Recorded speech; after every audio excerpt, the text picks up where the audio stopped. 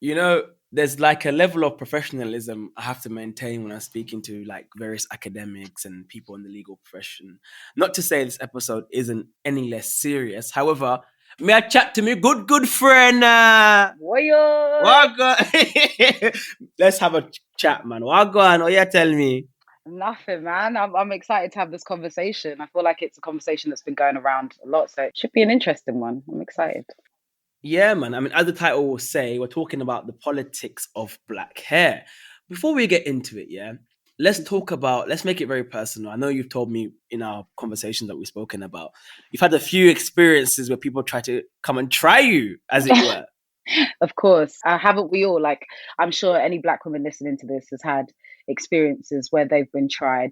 For instance, if you Yeah. have your hair out and someone will try to come and touch it, that's always a Is that a moment. real thing? I mean, obviously, I do believe all of the people who say it, but is that like, it's still mind blowing to me. Yeah, it's absolutely real. And especially in these workplaces that are predominantly white, you do Yeah. end up feeling like a bit of a circus freak in there because everyone's just a bit like, oh my God, your hair, oh, is this all yours then? Is it, oh, okay. And it's so awkward, being in that situation where you're like, yeah, this is my hair, thank you. And yeah, please don't touch, thank you so much. And some of them will even touch your hair without asking you. You'll know. Or you get the typical question of, so when your hair is in braids, so how do you wash it then? How do you wash it? I don't get how this is any of your business, Sally. I don't understand. So this is I feel like this is the issue that like all black women in like the corporate space go through. And we were like I was speaking to a few black women last night and it all seemed to be like an echoing of the same experiences. This lady was saying that a man asked her to take her wig off in the office. And I was like, Ah? yeah, he was just like, take it off. Come on, love, take it off. Let's have a look. Sorry, what? I'd like, But it's wait, beyond me. sorry. Let's pull back. Take it off for what? No idea. They just wanted to see what was under there. So she'd basically been working with them for a while. And then she Yeah. changed her hairstyle, and they were like, "Wow, so what's under there though? So is it your hair under there? Oh, take it off. Let's have a look." And you're like, how could That's you? I so don't know how I would rude. respond. It's ridiculous. I don't know how I would respond in these situations, but honestly, these are the But what everyday is it about the past? I microaggressions. mean, the thing is, it speaks very much to the. If we look at the historical legacy, particularly of the black woman's body, we see that it's we had human zoos because of black women's shapes. We have stories of black women being cut into pieces and put on Facts. display in museums. So it kind of speaks to that thing of like there's like a weird fetishization fascination with black bodies, particularly black women.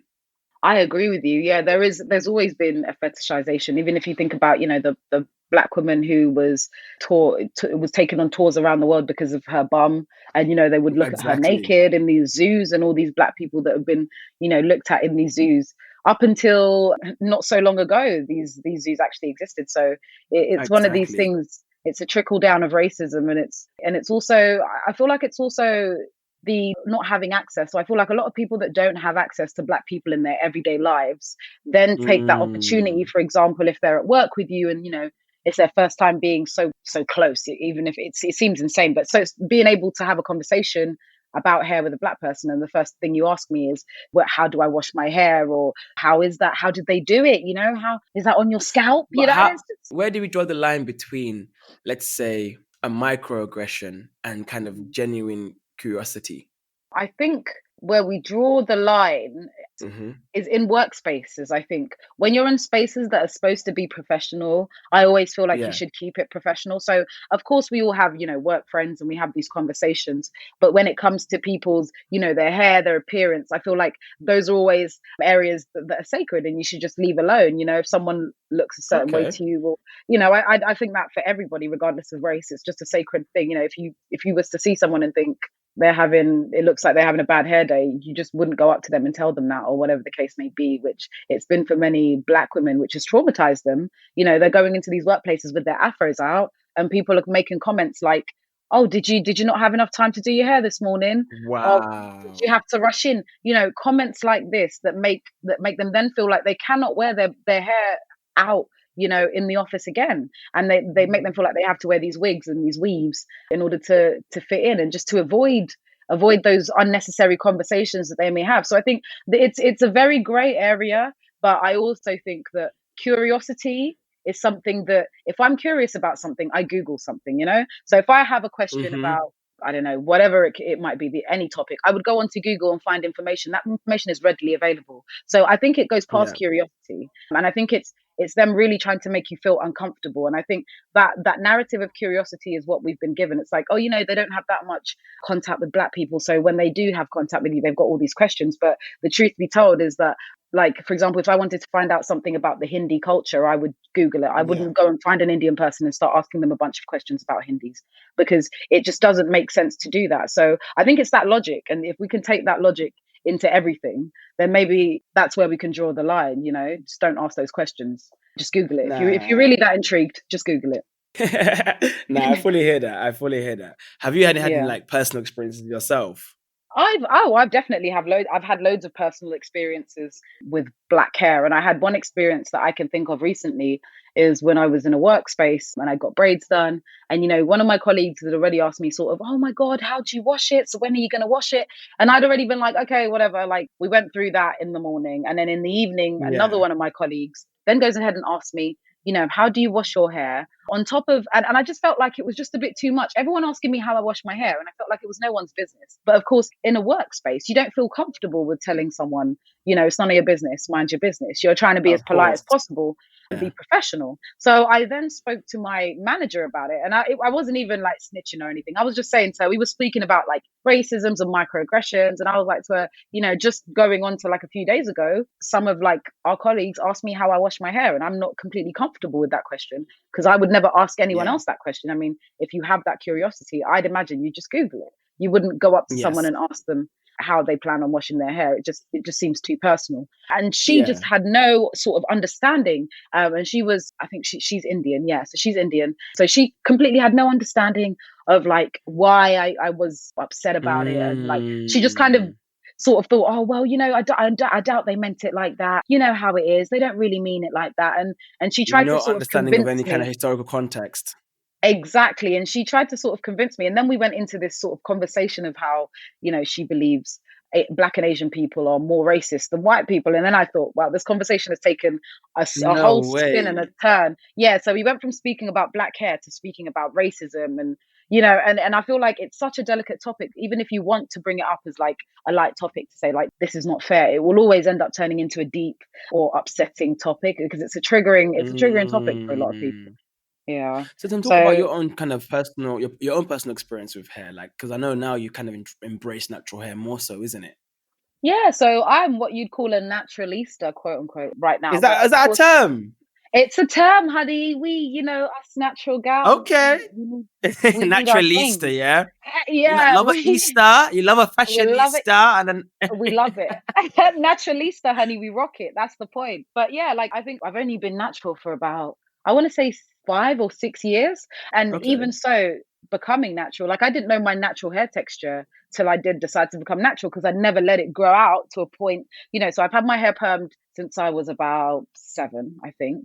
And it all stemmed from when I damn. was younger. What's the Yeah. purpose of perming? Because you know, what it is, I wanna. It's gonna be open up to so many people. I want to make this episode an opportunity for answer all the questions. So when people say in the future, "Oh, what about how do you wash your hair?" No, listen. Go to the Malcolm Effect. Go to this episode, and you can find out like all about black hair. So I want to talk about all things black hair. What's the purpose of perming your hair? So naturally, black hair has curly or coily texture. So most black Yeah. people will have 4 hair, so either 4A to C hair. I've got 4C hair, which is a lot more What's that? I coiled. hear it all the time. I hear 4A, 4B, Type C. I mean, I understand. Yeah, I mean, it's a bit complicated if you're not, you know, what I mean, if you don't have the hair, you wouldn't understand. So basically, Okay. 1A hair would be basically straight hair. So that is the Okay. contrast. So 1A is straight hair, and then So who would 4C have is. 1A? Is this all to do with black hair, by the way? Or is It's it not all to all do hair in with black hair. general? It's all hair in general. So it's almost like you'd want to say the science behind it. So the 1A Okay. hair would be white people or maybe some mixed people or even Asian people who just have naturally straight hair. And then as you Okay. go on from 1 to 2, it gets curlier. So it's more like wavy, a curly texture. And then you go to 3, which then becomes more defined curls. So 3A is curly but not as defined. Then 3C is defined curls. And when we talk about curls, we're talking about individual strands of hair. So if you were to look at one Okay. strand of hair, what would it look like? Would it be straight, or would it be curly, or would it be absolutely coily? So there's the difference So between three curls. A would be curly, you said, yeah? Yeah, so 3A would be a straight strand of hair that curls within it. So it's just a curl that's got curls in it. It's a straight strand of hair Okay. that's got curls in it. 3C And 3C is would a be, yeah. 3C is a very curly strand of hair. So it's not straight now. It's Oh, almost so it's afro more texture. curly. Yeah, it's a lot more curly. So By the curly, are we talking about like in coils, like my hair? No. So 3C would be a curl. So if you would imagine a mixed person's hair, you know, how their hair is Like a mixed race, black afro and white. texture. Yes, exactly. Mixed race person's hair, where their hair is afro texture, but it's curlier rather than less kinky, more curly. So when we talk about kinky and coily, we're then going on to 4 hair. So 4A to C is afro texture hair, and the coils now. So the hair coils rather than curling, it coils. And these coils can be hard to see. You'd have to stretch the hair in order to So see what would the my hair coil. be? So your hair would probably be 4C hair. And so if you were Okay. to grow your hair out and have a strand, for example, if a strand was to fall out, you'd be able to stretch it and see how the hair is almost like elastic. So it coils Wow. and it shrinks within itself. And that is the reason why Black people don't have to wash their hair as often, or people with 4C hair would not have to wash their hair as often as people with 3A hair, for example. Because our hair is a lot more coily, Yeah. it takes a longer time for the oil to travel from the root to Yeah. the ends of the hair. And so hence why our hair is quite delicate and has to be, you know, we have to sleep with bonnets on and This is a whole science headscarves. lesson, you know. This is a whole Abs- science lesson. I'm fascinated. Honestly, like I'm sincerely fascinated. Okay, cool. So what's the science of the bonnet So with regards to the bonnet, it's either silk or and satin, the and and the these are do-rag for guys as well? yeah, the do-rag for men. So these are normally silk or satin materials which are supposed to retain the moisture within your hair. So like I said earlier, Mm-hmm. because it takes longer from the oils that we naturally produce in our hair are what moisturize our hair.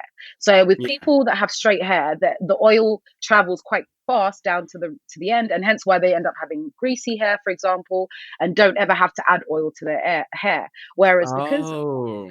Exactly. Because our oil takes longer to travel through the coils. Imagine it's got, you know, hundreds of coils to travel through before it gets to the end of your hair. It's Okay. taking it longer to get down there. So hence why we have to add more oils into our hair, because we have to Mm-hmm. substitute for the amount of time it's taking to travel, as well as retaining that moisture within our hair, because it's quite easy to lose that oil within those coils. If you just imagine something traveling straight down and something traveling in a rotation sort of motion, it would Yeah. be much easier Yeah. for you to lose something on the edge of that rather than if you were going straight down. So we are more likely to lose the moisture, and it's harder for our oil to travel through our hair. So hence why we have to That's why you got moisturize. to And apply the oil, and you apply the oils, sleep with a bonnet to keep the moisture in, so your hair doesn't. Essentially, what you're saying, so your hair doesn't dry out. exactly. And so we use different methods. So there's the lock method, or the LO or the LCO method, which is basically liquid cream oil. So it would be applying a spritz of sort of water, or some sort of water Yeah. and oil mix that you have, and then applying cream of some sort. So it could be like a cream of nature. I personally use cream of nature, or you can use natural hair brands. I've got one called Afro Hair Candy that I use as well, which is absolutely amazing. And so you cream it, Yeah. and then you add a sort of oil at the end, for example, shea butter, or depending on the porosity of your hair as well. You add that in order for it Porosity. to the air up. Let's get into that in a minute. So you add the oil, seal in the moisture. So then when we're moving on to porosity, now that Yeah. is a completely different ball game, and a lot of people argue. Okay. Before you get into that, let's talk about what do we mean by protective hairstyles and what we're protecting it from or for. Exactly. So we're talking about exactly what we were talking about with regards to our oils. Oils are the most important Yeah. part, because that's what keeps your hair from being brittle. So we're protecting our hair from drying out once again. And what the reason why we do this is because of the coils in our hair. Once again, our hair is afro, and in order Yeah. to protect your hair, you almost have to. So when we do these braids and these plaits, we're almost sealing in that moisture. So we've oiled that hair, and we're putting that hair within itself. We're protecting our ends, because the ends of your hair are the oldest parts of your hair, so they're the most brittle parts. So we're protecting our Yes. ends we're sealing our ends and making sure that they don't lose any moisture along the way. We're also allowing for new regrowth. So we're allowing for our hair to grow within those protective styles without it being constantly manipulated by heat. Because having Afro hair texture, for example, especially living in a Western society, a lot Yeah. of women find they have to blow dry their hair in order to retain the length of their hair, because they feel like. Yeah. Even when I'm getting my hair done, for example, when I get braids, I've got to like blow dry it out. Exactly, because of the shrinkage, which is Yeah. another Yeah. topic. The shrinkage is basically the same thing to do with the coiling of our hair. When our hair is stretched out or straightened, it's only temporarily. It's only done temporarily. So when it comes into contact with moisture, it shrinks again to its coily state, Yes. to its natural state, and that's why we have to constantly blow dry our hair. And these are all heat manipulation, which causes What damage, of what course, as we all know. what's an example of like a protective hairstyle? So an example of a protective hairstyle would be cornrows, cane rows. So Bantu, basically like our friend braiding, Adele. bantu knots. Absolutely, braid. I mean, I'm not sure if it was a good choice for her, because I'm not sure how she took them out. But but definitely for the 40 hair texture, bantu knots are a great protective style. And the best thing to do as well is to keep protective styles in for a long period of time. So when you do twist outs, it's always great to keep the twist out in for a few days. So when you twist our hair, we're talking 2-strand twists here. You twist your hair down. Before you untwist that hair, keep it in for a couple of days, because that's going to lock in the moisture. It's going to define the curls, so that when you finally take it out, that twist out is popping. But there's also styles like Oh. braids. Box braids are very good protective styles, because you block your hair away from the winter. You just box braid it up, and then you take it out, and you can do whatever with it, and it allows for your So hair to protecting it, grow. so it kind of like, so okay, so for regrowth and keep the moisture in, basically, that's what you mean by protective hairstyle. Exactly. So yeah, you've got things like crochet, which is cane-rowing your hair and basically weaving the extensions in and knotting them onto your cane-rowed hair. So there's a lot of Okay. protective styles out there, as well as wigs. I don't want to discredit wigs. Wigs are No, protective we are styles going as to go into well. wigs, by the way. We're gonna go into wigs further as well. Yeah. Yeah. But back onto porosity. What does that mean? Right. So porosity is basically your hair's ability to soak up water. So if Okay. you've got, well, I might be, correct me if I'm wrong on this, might have to look at this. But if you've got a high porosity hair, that means that your hair does not soak up water as much as low porosity hair, if I'm not mistaken. Okay. Okay. So basically, the way to check it is you get a strand of your hair, and you basically put Mm-hmm. it in a glass or a jug of water, and you let it sit there. And if it sits on top, then it's high porosity hair. But if it drowns within the water, then it's low Okay. porosity hair. Wow.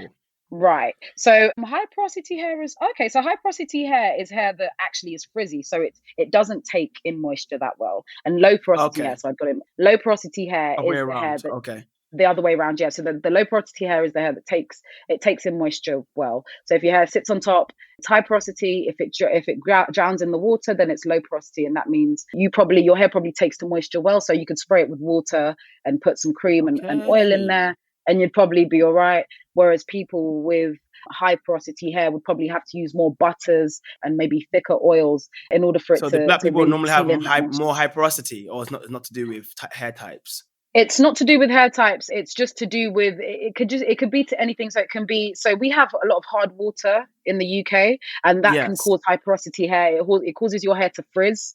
Our hard Okay. water, because it's got so many metals and chemicals, whatever it may be. It's just hard water. Yeah. I don't know what the science is behind that, but hard water does cause high porosity hair, and so does chemical treating. So like, for example, some people used to get the keratin blowout, which I remember when it was Mm. first marketed, it was marketed as a natural thing. You could naturally straighten your hair. But a lot of people came to realize that once you sort of straightened your hair in that way, it changed your curl pattern. And hence that will change the porosity of Oh. your hair. Yeah, because it changes the way your hair takes in moisture, basically. So it can be due to a whole bunch of different things. And porosity of your hair can also change over time, as you see. So for example, someone that may have had their hair chemically straightened, porosity of their hair is due to change. So it can even change over time due to what you do to your hair as well. Oh, okay, got you.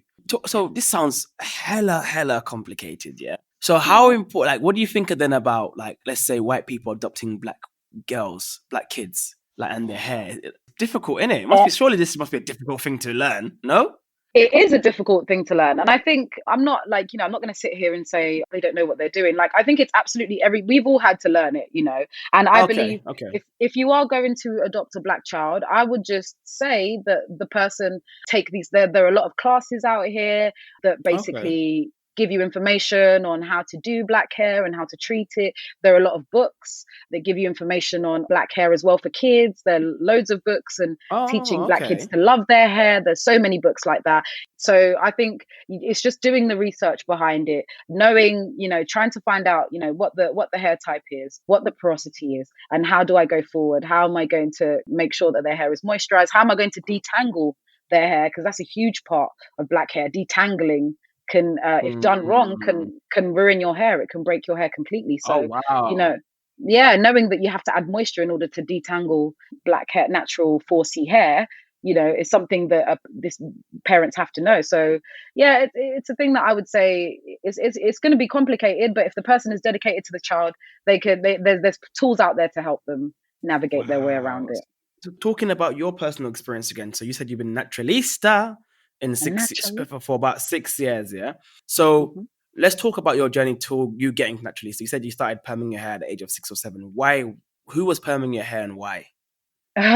Wow. So this is a long story. And I feel like this is the story that everyone always hears. I've seen all those memes that are like, we don't want to hear about why your hair's not long because your mum permed it when you were 12. Like, you know what I mean? Like, we've all got that story, haven't we? We've all got that story about how we've been horrified by perming. So when I was younger, I think my mum also didn't really know how to treat natural hair. She'd also had her hair permed from a young age. And in Africa, I'm Okay. from African descent. In Africa, a lot of women cut their hair short because ain't nobody got time Mm-hmm. for that, and it is hot. So a lot of women just cut their hair short. So my mum's always really had her hair short most of her life. And Yeah. so when it came to me, obviously my 4C hair, she wasn't sure how to treat it. So in the mornings, from I can remember probably from the age of 3 when I started, I don't know, nursery or whatever, it used to be Yeah. such a struggle combing my hair, trying to get it up into those little pigtails. I would cry every Yes. morning. And I remember being age 5, and my mum one morning I was crying so much. My mum was like, "Do you want to get a haircut?" Because I was like, "I hate this." Da, da, da. She was like, "Yeah, let's go." That day after school, I went and got my haircut, and when I tell you, the kids were horrible. The kids, oh my god, is she a boy or Mm. a girl? Oh my god, who are you? I'm like, it's me, Marie Claire. I was Oh here my yesterday. God. I know it was slightly traumatizing. Not gonna lie, but it's built character. But like, Thank God. you know but then after the fact, so when I was old enough to get a perm, at the age of 7, after my hair had grown out, and obviously we're still going through these things because my mum is not still not educated on how to apply the lock methods, like applying moisture lotion, liquid to my hair before Yeah. detangling it. So she got my aunt to perm my hair, and that was fine. I remember feeling like it was so cool, had this little bob and my hair was swinging, straight hair. It was crazy, but I thought it was norm. Everyone around me had always had permed hair or short hair, Yeah. so I just assumed that's norm. So fast forward to the age of 16 now, I'm becoming a little bit more experimental. I go and bleach Yeah. my hair. Me and my friends we put together and we bought a little bottle of bleach and we bleached our hair. I bleached my fringe section. I wanted a little red fringe because I thought I was a yardie or whatever. I was living Yeah. my life. Yes, sir. Tell So them. tell them. But obviously, I didn't think about the fact that there was going to be regrowth, and obviously, Yeah. this hair has now been chemically treated again on top of the perm. So obviously, I'm 16. I don't have money to go to the hairdressers and get them to do the touch up, in the professional manner. So I shout my mum, and I'm like, "Mummy, the regrowth's in. Let's go." And when I tell you, she was combing out. She was basically combing out the perm, and the whole front of my hair Yeah. fell out. And I tell you, that whole bit, Hey. just nothing, just Chaye. ball, bam. I had to rock the bayang for about a good year until that grew in properly. I promise you, because I was so like, Ah. I was traumatized. I think that's where the trauma started, and that's where I really realized that this ain't right. This can't be it. This can't be, because first of all, it smells horrible. The perm stuff. It Yeah. smells horrible. It burns your head. It burns your scalp, and sometimes leaves you really itchy. And I was just like, now Yeah. I'm getting older, and I'm starting to think about these things, and I'm like, now I've gone bald in the front for a minute. Like, what am I supposed to do about this? My mom's telling me, yeah, you see what you did. You shouldn't have colored it. And now, as I've become an adult now. I've become more in control of my hair. Yeah. I mean, I'm fast forward, I'm 18, I'm 19, and I'm starting this perm stuff. it's just really starting to damage my hair. Like my hair's got length, but it still hasn't got the volume that I The require. volume, And I've yeah. still got to put, clip-ins in and just give it the volume. So then I realized, I was like, my thick hair, my hair under this is actually thick. Let me let it grow out for a little while. And it grew out a little bit, and I could see that it was Yeah. a bit of a grow. And then I slowly and for a minute, I just had braids in. I was just letting it grow, because I was way too scared to do the big chop. So once it Yeah. grew to a certain point, I just chopped it, and that was it. And I think it was deciding, it was going through those phases and seeing how much the perm was damaging my hair, and how I'd gotten to the final stage where my hair was down to, my chest area, but it was so Mhm. thin that I didn't even feel satisfied with this length that I'd been seeking for so long. So it was just Mm. like, I think it was reaching the point of like, that I'd always wanted to, you always want this long flowy hair. And then I got there and it was long, but it was kind of thin. And I was just like, this isn't it, child. This ain't it. This is not my portion. So I decided to grow it out. And ever since, I had such a journey, learning to love my short hair in its afro form. That was, Mm. I didn't see my hair for a long time when I was natural, because I just kept it in protective styles. I was in I braids. think Um, people don't realize how political and how important black hair is, especially in the age that we exist in. A time in which we exist. That the standard is the European standards of beauty, the long flowing hair, and it doesn't just exactly. extend to hair, but hair is a big part of it. And we find that Yeah, people, no, I especially agree. women, try to live up to that standard. So okay, so carry on. Sorry. So you started embracing your hair. Was that also come at a time where you kind of go on a journey of like self love as well? Yeah, I mean, I think it does come from a journey of self, because you have to really dig deep to embrace So your then, hair, especially. in that, then are you saying the women that don't embrace the natural hair don't love themselves?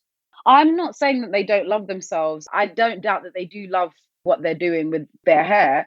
However, I Hmm. feel like the chemical, like, it's not a pleasant experience. Like, I personally have Okay. been through that experience, and it's not a pleasant experience. Like, I could understand it if it was, a lovely little experience that you'd go, like a spa day, or like getting your nails done. Yeah. It would be nice and chilly, but it's a really traumatic experience. It involves feeling of burning and these horrible smells and Mhm. sensations that I can't imagine anyone really enjoys. So I don't think that they don't love themselves, but I do believe that it's the socialization. So it might be, have growing up where all of the women in your family's hair's perm, and you Okay. don't see natural styles around you, so you don't really know much about natural hair, and you're having to fend for yourself. And sometimes that big leap from having this easily maintainable hair to now having to buy all these natural products and learn how to do twist outs and all of these things, sometimes people are not Mm. ready to take that leap. So I wouldn't say that they don't love themselves, but they might be just in a different part of a different place in their journey, where they're just not ready to take on that responsibility, because natural hair is a huge responsibility. Not having it fall out, you've got to really keep on top of it. And I think, in order to be ready, you have to be ready to do that. And sometimes, if you're not ready, regardless of how much you love yourself, the person might be a mother with kids and they just don't have the time for it. They might be taking on a really tough degree, like a medicine degree, and they wouldn't have Yeah. the time, to maintain the natural styles and things like that. So each to their own. I don't think it's all tied into self-love. I think a lot of it has to do with lifestyle as well. Yeah, I feel that. I feel that. I mean, I heard that. I heard that. I think that's a fair assessment. How Mhm. about okay, wigs? What's your opinion on wigs? Now, I think wigs are And before lovely. you too, remember, I know you in real life. You can't come on this I podcast and know. start capping. You can't come. I'm I've not gonna. seen you and I've seen you in your bonnet. I've seen you in your wig. I've seen you when the wig comes off next day. For real, you've seen it all. I can't even come here and start capping. I've got to keep it all the way a buck. So Exactly. basically, when it comes to wigs, I've had my own journey with wigs. Let me not even sit here and lie. I've had my own journey with wigs. So I Yeah. remember when I first became natural, after extensions, because braids get expensive. Once you start paying £100, £80 to do your hair every 6 weeks or whatever, it gets a Yeah. bit expensive over the year. So you decide, I'm going to need something that I can throw on for a 3 month period, and maybe get my hair rebraided every so often, which is cheap. So it's all to do with finances. So, for example, I now decided to start wearing wig, and everyone wants to have the melty lace front. The women that know, what lace and all that good stuff that we see online. Okay. When the girls have just got, It's not. It's not Remy. in it, it's not Remy, honey. This is all virgin hair. Me, I know. Me, I know. I know Remy. I know Peruvian. I'm dead. We've moved on from that, honey. We on Oh, is bundles it? No way. now. What's a bundle now? Well, honestly, it's all virgin hair, so it's all supposed to be unprocessed hair Okay. that is from a woman of South American heritage, normally, or sometimes Asian heritage. So So it you're can just go stealing either way. someone else's hair like that? Listen, it's the Come and see. blame the game. Come I'm and just see. a player, not the game. Okay.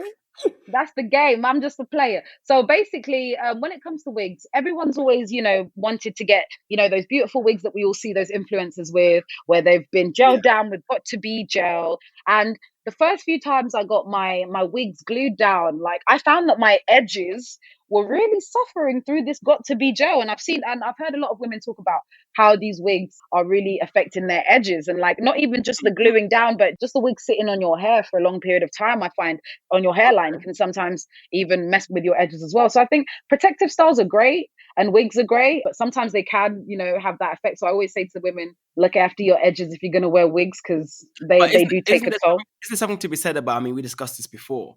We're talking about wigs, and the same people who wear wigs, which I don't have a problem with. I don't have a say on how women dress and how they choose to dress. It's up to them. Right. But isn't there something to be said where women who claim that they, natural hair lifestyle, but they have wig styles that are not? Do you know what I mean? That are not what Yeah. you'll find typical black women hairstyles. Yeah, and I think I think I discussed this as well, and I was talking about how it's difficult to find these natural hair wigs. And so I've Okay. personally, you have to go to specific companies that actually stock these wigs. So I've now, like, I had that same sort of realization within myself. So because me and my cousin were having Mm, we were just having a little chit chat, and she was like to yeah. me, but you wear wigs, for example, but she's like, but why is it that all the wigs you have are all straight hair or curly hair, but none of the wigs that you have look like the hair that you have underneath, or the hair that other black women have? And I had to think to myself, why is that? And the first thing Mm, I thought about is that type of stuff had not even really been marketed to me, so I had not even yeah. seen it available. I had to go out and search for it. So I did think, do they have them? So when she posed that question, I then went on to think, are these wigs available? And I found that there Yeah. are very few companies that do supply these type of wigs, and they are very expensive as well, because it's something that doesn't have a high demand. So it's not being produced as often as, for example, straight and curly wigs are being Yeah. produced. So these wigs are expensive. And I For find demand, though, you isn't it? also, Though? It's about demand, yeah, no? there's no demand, exactly. And a lot of women, if you're in a stage of coming into your natural, and I don't want to speak for all women, but if you're in a stage where you're coming into your natural hair and you're learning to love your afro, I Hmm. think these wigs are a sort of a safe space and a comfort that you can, that almost take you back to your perm days or whatever it may be, where the hair, you can pop on the wig, straighten it or comb it through, and you're ready to go. And I think even when you have the natural hairstyles, the wigs, for example, you still do need to give them that care, because it is still black hair, so you do still need to Mm, care for it in order for it not to frizz up on you, for example, if it's raining, or if you want to become maintain a worn certain out. hairstyle. Exactly, or for it to become worn out. Exactly. So these are things that I think are also affecting the demand for this. And a lot of people have said, like, I was in this discussion group with some black women, and they were saying that until the consensus changes, so the way in which I we was just gonna get onto that. Yeah. yeah, until the way in which the public see black hair changes, then black women are not going to be inclined to wear their natural hairstyles, because they're trying to avoid these awkward encounters that they have when they've got their natural hairstyles in and natural wigs in. So for example, if I was to wear, I've got this lovely, Tina Turner-esque wig, Shaka Khan. It's a big wig. It's an Afro wig, but it's Yeah. Afro blowout hair. So it's really long and it's straight, but it's still Afro hair. And I can Yeah. imagine if I was to walk into a predominantly white office with that hair in, I would, you'd get it all, wouldn't you? It would be like, oh my God, is this all your hair? And you have instances where strangers will come up to you and ask you, is this your Honestly, hair? And yeah, I find that so hella weird. But in talking about, like it's you mentioned, a professional setting, let's talk about, for example, when we speak about what is deemed professional and unprofessional hair. I can't lie, I find it ridiculous. When you first of all, you Google, which I did yesterday, professional hair, unprofessional hair, you'll find that professional hair is like literally a comb over, or people who are white, and unprofessional hair, which is people who have the natural hair out, is black people. But I find it so hypocritical, because I'm like, our own prime minister So you can't say he's not a professional. Has Mhm. done some of the worst haircuts I've seen ever. Exactly. His hair is something that I would not regard as professional hair. I'm sorry. At Like all. that is, At all. I don't know what that is. But you also have to think about who is setting these standards of what is professional and what is not professional. Most of the times these standards are being set by white people. So in their views, and if you think about countries like South Africa where they have had racism for a very long time and apartheid, certain children in this day and age, in speaking the last 2 or 3 years, are not able to Yeah. wear their afros into their schools in South Can Africa you imagine? because Can you their imagine? afro is unprofessional or is untidy or unkept. And this is the sort of rhetoric and the type of racisms that have trickled down to these are everyday Hmm. racisms, but they're also part of systematic racism because if you think about a child being denied their education because of the texture of their hair, then it starts to become a Exactly. systematic issue. And I think Exactly. we have to start setting our own standards and having our own. If you think about the professional corporate world, a lot of women talk about being in the corporate world and not feeling comfortable with wearing their natural hair or their afro in the corporate world because of what is seen as professional and unprofessional. And so I think that there's got to be a general shift and change. And we need to not Google unprofessional hairstyles and see dreads and afros because Exactly. I don't understand. Like, you can't tell me a skin fade is unprofessional because skin fade looks like you look neat when you have a skin fade. exactly. And it's a nice fresh haircut. And no one can tell me that an afro, like, think about it. I can't help the fact that I've got an afro. So if you're telling me that I cannot wake up in the morning and wear my hair as it naturally grows out of my head, then Yeah. you're telling that then it's what I mean that you're now telling me that I don't belong in this space or I have to change myself in Mm, order to belong in this space or in order to come into this space. And a lot of the time mm, this is the issue that a lot of professional women will have, when we're asking these questions about, why are they not wearing afro wigs or coily wigs or pinky wigs. mm, It's because it's the same type of microaggressions that they're going to encounter in the workplace, whether they wear their hair or these wigs. It's going to be them people asking if it's their hair, people looking at them strange, getting these and like these are. If you think about it as a normal person, this it sounds very like silly to say that, but if you think about it yeah. as a normal person, having to go into work day in and day out and dealing with these small microaggressions, it takes a It's toll on you. tiring. Of course it Yeah, it's does. tiring. It's Tiring. absolutely tiring. And a lot of black women are dealing with a lot of other racisms within the workplace, and they just would rather not deal with the hair thing too. And I I respect get them that. for that because not every I day is get a that. battle, It's and not not easy. every day is Not if war. there's a fight. Yeah, It can be, but it shouldn't yeah, be. It shouldn't have to be. And then exactly. It shouldn't have to be. exactly. And then finally, let's talk about this now. As a man, yeah, when I see a girl with a certain type of hair, can I ask, is that your natural? Is that your real hair? If we're getting together, if I'm interested in her, I just think it's none of your business. I think it will come up. Like if you think about it, if you're or should seeing if I someone, get a surprise next day, is that not? yeah, You go to sleep with who? With who? With Mariah Carey. You wake up with Lauren Hill. They're both beautiful women, but yeah, that's they're very both true. beautiful women. But at the same time, it's like, oh, okay, I wasn't ready. I hear what you're saying, but I think the way in which you can bring it up, it's the way in which you ask the question. So a lot of the time, it's not what you say; it's how you say it. And Hmm. if you're asking, if you're wanting to bring out hair and stuff like this with a woman that you really like, then I think you would have to discuss it in a non-triggering way. So not being like, "Is that your real hair?" Because automatically you're putting her on defense mode. Like, what do you mean? Is that my real Mm. hair? So you would have to ask it in a better way. So you need to, be like, "Oh, like I love your hair. This is all natural." You give them. I feel like there's always a way to compliment a woman and really get it out of her. And if you feel like you're saying to her, like, wow, this is all natural, it's all yours, that's so amazing. And if she says, yeah, then you're going to take it that way. If she says, if you Okay. go, wow, your hair is so beautiful and it's all yours and it's so long and beautiful, how'd you get it like this? If you were to say something like that to a woman, then she would either do one of two things. She's either going to be like, oh, love, I wish it was my hair, but it's not, it's a wig.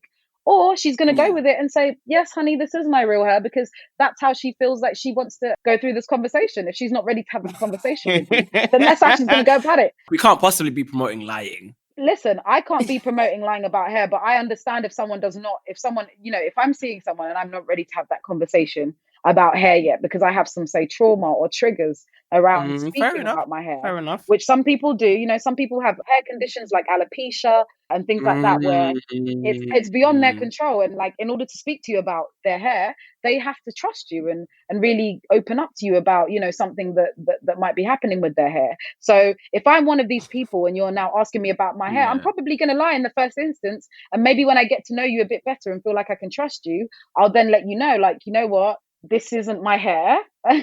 You know, maybe one day you can see what my hair looks like, but you But know.